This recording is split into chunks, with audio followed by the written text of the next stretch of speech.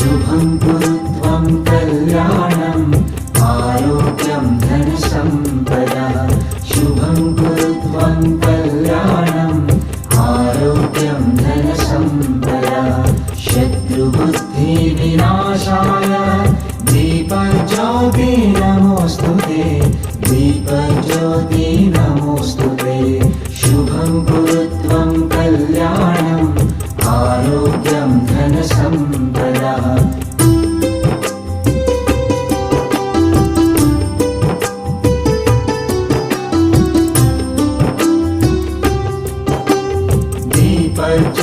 दीपज्योतिर्परब्रह्म